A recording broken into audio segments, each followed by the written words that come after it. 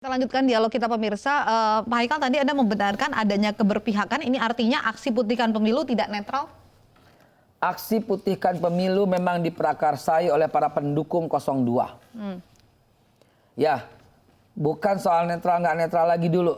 Kita bahas satu persatu. Dalam aksi ini setelah kita pelajari, setelah kita lihat, setelah kita amati di berbagai daerah, setelah laporan-laporan yang masuk, tidak ada tindakan yang berarti dari KPU maupun Bawaslu untuk menindak hal-hal yang mengandung unsur kampanye hitam.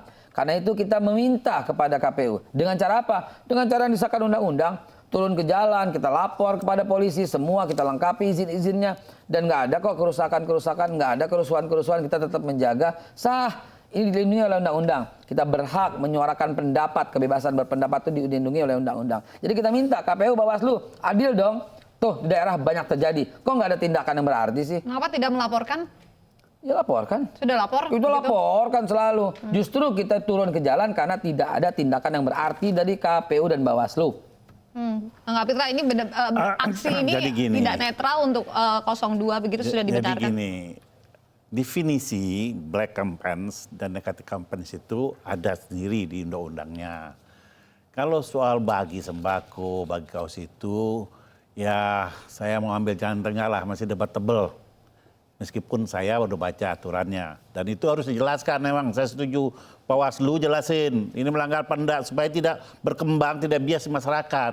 Bahwa ini bagian dari kecurangan. Dijelaskan dengan tegas, diumumkan. Ya itu boleh atau tidak. Nah, kedua batas-batasan mana yang dilarang harus jelas. Sehingga lalu bagaimana pengawasan Bawaslu terhadap sesuatu yang dilarang itu.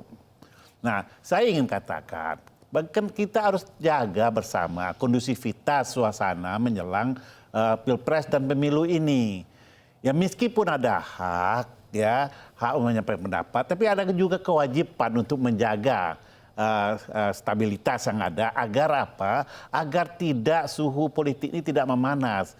Nah, kita takut ya ada 03 atau 04 yang mencoba memanfaatkan suhu yang tinggi ini. Itu Ini kan bahasa saya kemarin saya katakan ya, itu. ini yang kita khawatir, kan? Gini. Apa tindakan KPU dalam garis miring Bawaslu ketika Pak Joko Widodo menyerang pribadi Prabowo Subianto dalam debat kemarin? Nah itu tidak bagian dari attack to personal. Attack personal attack to personal itu dalam rumusan kami merasa diserang secara pribadi. Tapi dalam aturan itu berkaitan dengan kehidupan pribadi, anak, keluarga dan sebagainya. Tetapi kalau itu berhubungan dengan dunia bisnis dan sebagainya, dan itu tidaklah bagian. Tapi Pak Kapitra, saya jamin itu tidak akan pernah terjadi dari kubu 02 menyerang pribadi. Yang kalau kita menyerang terlalu banyak. Enggak, itu kan kebakaran hutan dibilang nggak pernah, bisa aja kita bilang ini kebakaran. Enggak, kita nggak serang pribadi. Itu cara orang menyampaikan. Ya kita nggak serang pribadi, kita adu program kok. Tentu macam masing-masing calon ini kan berbeda cara dia menyampaikan. Tetapi kan kita lihat akhirnya kan saling peluk, saling cium. Dan dalam debat itu, nggak dalam debat itu biasa. Itu bukan sebuah message kalau di tengah-tengah message diserang. Tapi kan kenyataannya kan benar ya. Loh kenyataannya benar kan secara legal. Akhirnya sekarang jadi bumerang kan? Jadi bumerang kan? Kembalikan semuanya coba. Berapa yang dimiliki kita, Ivan? Bukan, jadi begini. Berapa yang dimiliki? Ayo, saya punya listnya, ayo. Ya betul. Saya tahu ayo, itu satu. Si A punya berapa? Betul. Hektar, saya punya. Juta hektar. Saya juga punya. Nah, kenapa yang diuber Prabowo? 1%. Ya, kenapa yang diuber Prabowo? Iya. Masih banyak yang punya jutaan hektar. Bukan Prabowo yang dobar. Mau diambil boleh. Bukan Prabowo yang dobar. Kan Prabowo kan kandidat. Dalam debat keluar kata ini. Tapi yang salah jadi Prabowo. Ini bukan. Itu kan HGU itu kan sudah punya legalitas. Bagaimana bisa disalahkan? Pada waktu itu kan yang mau beli orang Singapura, orang Malaysia. Iya, kalau seorang sudah punya HGU. Ya udah sah dong, kenapa diserang? Orang kan dia kan hanya mengatakan. Lagi-lagi saya nggak menyalahkan Pak Kapitra. Ya, dan Pak Kapitra tolong berlaku dengan fair. Bawaslu di situ mesti menegur Pak Jokowi jangan sampai menyerang pribadi. Ntar kalau dibalikin bisa juga banyak. Karena itu bukan pelanggaran. Dia ada aturannya. Pelanggaran dong menyerang. Seperti Pak Prabowo memiliki tanah. Kenapa gue yang salah? Mesti begitu. Kalau dia itu pelanggaran. Kalau saya jadi Pak Prabowo, Pak, dulu bukannya lo kerja di situ. Dulu bukannya karyawan tenaga kerja semua menjadi kerja di situ. Terus kalau itu diambil sama orang asing yang pada waktu itu Singapura, dan kemudian Pak JK sendiri kok yang merengek-rengek. Begini, yang meminta-minta juga Pak JK sendiri kok. Itu keluar ya 1%. Kita nggak ngelawan. Enggak, 1%. Enggak, 1% tanah rakyat gitu. ini, 1% tanah negara, 90% tanah negara yang dikuasai 1% orang ini, itu ada jauh sebelum Pak Jokowi jadi wali kota. Itu bukan izin baru, izin yang puluhan tahun. Nah, kenapa diserang? bukan karena sekali lagi karena ya, bicara, supaya nggak terlalu luas, Nah, begini, karena bicara soal gini. pasal 33, artinya apa? Di situ tidak ada pengakuan Enggak. ya, Kita hak bukan lagi privat. ngebahas masalah debat yang kemarin. Kita lagi ngebahas, saya mengajukan contoh kenapa kita khawatir KPU Bawaslu tidak adil. Kenapa? Karena banyak indikasinya. Dari mulai kampanye hitam yang nggak ambil statement. Statement dong. Iya boleh, iya nggak boleh, bilang dong. Dari mulai yang kita merasa diserang secara pribadi, Bawaslu diam aja. Tapi sudah dilaporkan Jadi ke Bawaslu hal begini, itu. Bukan cuma melaporkan, dia hadir jadi kok, dia diam aja. Dari pihak 01 juga merasa Bawaslu ini nggak fair, nggak adil. Jelas-jelas orang berkumpul itu berkampanye, ya tuh pakai atribut kampanye 02, ya. Terus nggak ditindak, jadi sama-sama nih pandangan ini. Pandangan ini sama-sama gitu. Bukan, itu kan ada bukti-buktinya juga. Itu ya. Katakan itu contoh ini sebagai contoh di Monas kemarin itu, ada itu baju-bajunya. Saya punya nih, baju atribut 02, baik mak-maknya segala macam. Nah, kita udah menghimbau jangan bawa atribut. Nah, ini katanya ada. Ya ada, tapi kita menghimbau jangan bawa atribut. Iya itu dia, artinya kan harusnya tindak yang bawa atribut. Artinya Bawaslu kan ditindak, harus menindak tindak juga. Yang bawa atribut. Kita menghimbau jangan iya, bawa atribut. Itu sesuatu yang tidak kita bisa. Menghimbau jangan ada kampanye. Itu sesuatu yang tidak bisa terhindarkan itu kan? Iya, tapi kenyataan begini. Ini kenyataannya begini. Semua begini. Nah itu dia. Artinya Bawaslu juga harus tegas. Nah, ya, menurut 01, gitu Bawaslu juga harus tegas. Nah, 01 juga minta siapapun yang melanggar, ya, siapapun melanggar, apakah itu dari kubu 01, 02 melanggar aturan main, tindak tegas. Baiknya kita datangin ke Bawaslu, setuju nggak? Harus. Nah sekarang lagi didatangin. Bareng. Baik. Jangan datangnya sendiri. Ya, kenapa nggak ngikut? Loh, mengikut bagaimana? Diumumkan kok. Itu kan kelompok sana. Minggu sebelumnya diumumkan. Itu kelompok 02. Ya artinya Bawaslu. Ya nggak bisa kalau kita di sana kena pagar berduri. Bawaslu perlu didatengin kan? Nanti dibilang provokatif tuh. perlu didatengin Kata si Daniel, hati-hati. Ada orang yang datang Baik, nyusup. kita ke pokok bahasan. Pak Haikal, yang menjadi pertanyaan di publik juga kenapa aksi melibatkan agama, ulama dilibatkan ke politik begitu? Jadi Ustadz Kiai nggak boleh berpolitik. Itu banyak menjadi pertanyaan di publik begitu. Justru kita edukasi masyarakat yang boleh berpolitik itu bukan cuma kalian. Kami, ulama, ustadz, kiai, habaib boleh berpolitik. Karena berpolitik itu adalah hak semua warga negara. Baik, kita punya tayangan salah satu penceramah begitu yang menyampaikan ceramahnya berkaitan dengan politik. Saat lagi. Saya tidak pernah merendahkan pemerintah. Justru pemerintahlah yang merendahkan diri sendiri.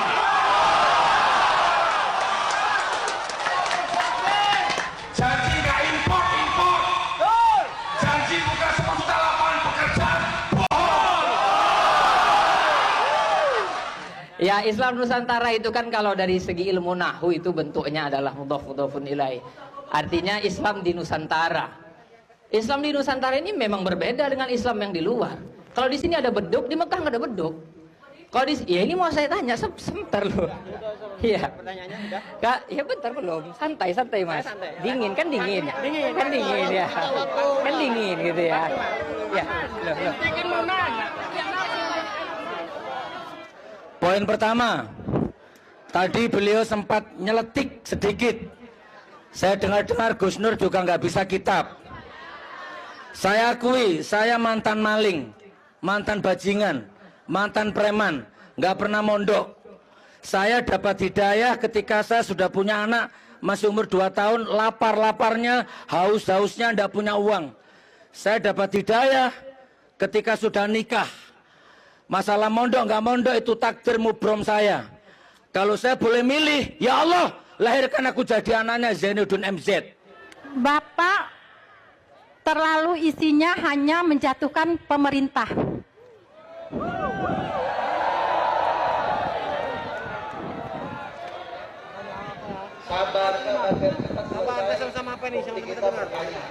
Suka atau tidak suka, senang atau tidak senang, itu presiden kita, Pak.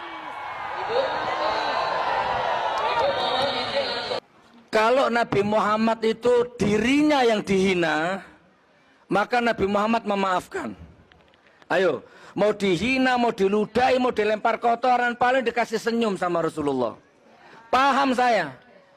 Tapi kalau sudah agamanya yang dihina, agamanya yang dinistakan, ulama-ulamanya yang dikriminalisasi, Seorang ulama seharusnya memberikan kesejukan begitu dalam setiap ceramahnya. Ini justru menyerempet ke politik sehingga menuai polemik, kontroversi begitu.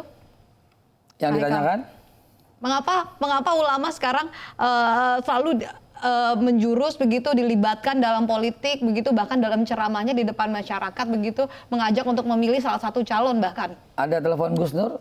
Boleh saya telepon biar Gus Nur yang menjawab karena Gus Nur yang berbicara? Jadi intinya gini, kalau itu yang disampaikan oleh Gus Nur bahwa ada apa yang dibilang tadi, kan kita nggak mendengar semuanya secara utuh, secara nggak fair untuk menilai ya. Tapi tadi kita dengar janji nggak impor, tapi impor. Ya bantah aja di situ, ribet amat. Gus Nur berkata janji 10 juta lapangan kerja, tapi nggak dibuka ke 10 juta. Bantah aja di situ. Nggak usah jadi lebay dengan mengatakan ini menjurus, nggak usah. Wajar saja, Mbak dan Pak Kapitra. Jihad yang paling tinggi tingkatannya itu adalah jihad mengatakan pemimpin salah kalau dia salah. Dan itu kita pegang sebagai seorang dai. Jadi menurut Anda sah-sah saja begitu? Jadi begini, Mbak. Iya dong, kalau kita peringatkan begitu, Abi kan nggak punya akses. Jadi Nggak begini. punya akses untuk Mbak. datang, untuk bicara langsung nggak punya akses. Dan kalau bicara langsung apa didengar? Sehingga saya berdakwah dengan cara saya di Twitter, Instagram, Facebook. Kami sampaikan kritik-kritik membangun. Bahkan di mimbar-mimbar saya juga mengatakan hal yang sama tapi dengan gaya yang berbeda gitu loh. Dengan gaya Jadi canda begini, gitu loh. Undang-undang mengatakan wilayah yang terlarang bicara politik dukung-mendukung, kampanye lah ya. Itu rumah ibadah, tempat pendidikan, rumah sakit. Ini dilarang bicara nih, ya, dukung-mendukung. Secara personal, ulama tidak dilarang oleh undang-undang masuk ke wilayah politik. Tidak ada larangan. Tetapi tata cara ulama politik itu harus berbeda dengan tata cara orang awam atau politikus. Itu yang sebenarnya diharapkan oleh masyarakat. Ya, kenapa yang nama ulama itu milik semua umat meskipun pilihannya berbeda. Tetapi kalau ulama ini melihat bahwa dalam kacamatanya itu pilihannya juga berbeda dengan pilihan umat sebelah ini, tapi dia tetap menjadi penyeimbang, penyatu tanpa mengorbankan pilihan dia.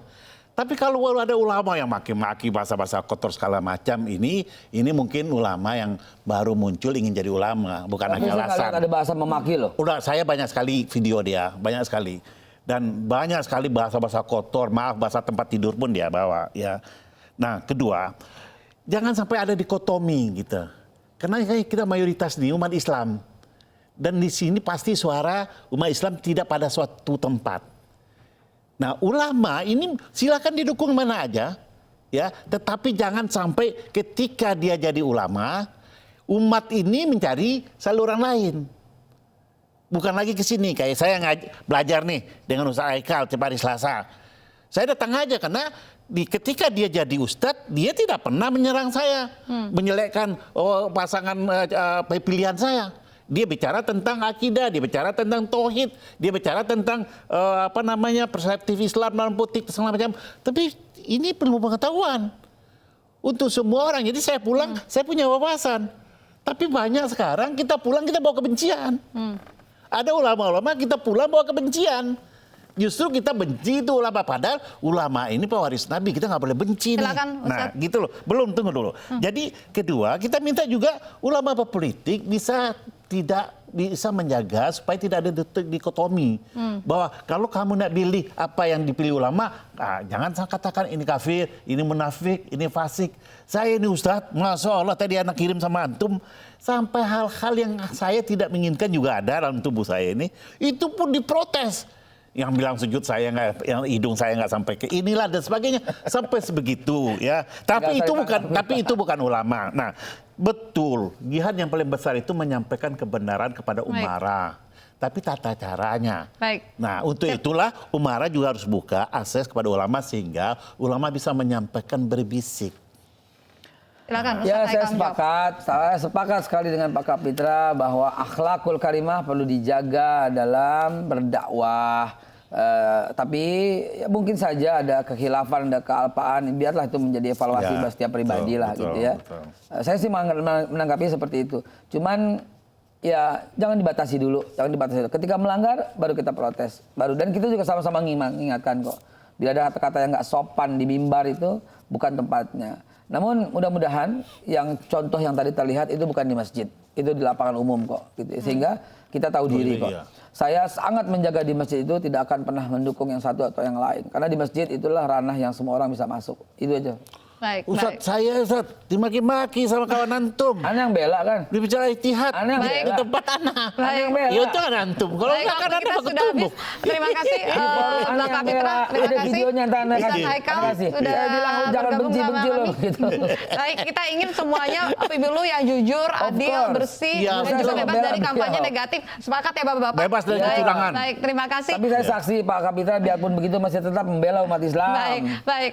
Usai jeda kami akan hadirkan informasi keluarga calon wakil presiden nomor urut 02 Sandiaga Uno menyatakan dukungan kepada pasangan nomor urut 01 Joko Widodo dan juga Ma'ruf Amin. Tetaplah bersama kami nih di Edi Sore.